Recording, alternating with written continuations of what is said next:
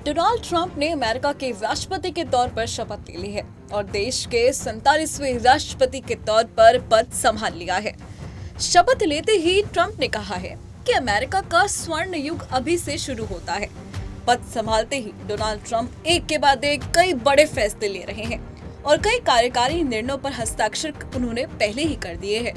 इसके साथ ही ट्रंप ने एक बड़ा फैसला लेते हुए अमेरिका को विश्व स्वास्थ्य संगठन यानी WHO से बाहर निकालने के आदेश पर भी हस्ताक्षर कर दिए हैं। बता दें कि इससे पहले ट्रंप ने पेरिस जलवायु समझौते से भी अमेरिका को बाहर कर लिया है। बता दें, अमेरिकी राष्ट्रपति डोनाल्ड ट्रंप ने सोमवार को उस कार्यकारी आदेश पर हस्ताक्षर कर दिए हैं जिसमें अमेरिका को विश्व स्वास्थ्य संगठन से हटने का निर्देश दिया गया है। इस दस्तावेज पर हस्ताक्षर करते हुए ट्रंप ने कहा कि यह बहुत बड़ी बात है। बता दें कि WHO अंतर्राष्ट्रीय सहायता और रोग प्रतिक्रिया समूह है।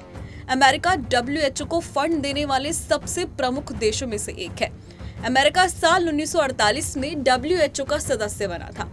WHO संक्रामक रोगों के साथ ही मानवीय संकटों आदि पर ध्यान केंद्रित करते हुए वैश्विक स्वास्थ्य खतरे से लड़ने में महत्वपूर्ण भूमिका निभाता है।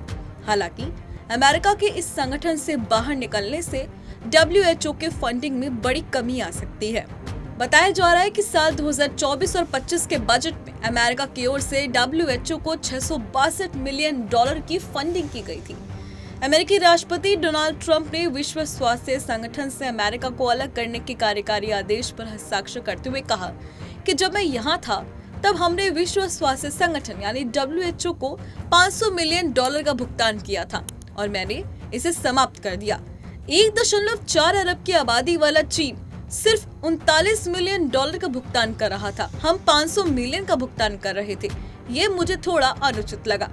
इतना ही नहीं, डोनाल्ड ट्रंप ने पनामा नहर को लेकर भी बड़ा बयान दिया है। ये बात किसी से छुपी नहीं है कि पनामा नहर को लेकर चीन से वो बेहद खफा हैं।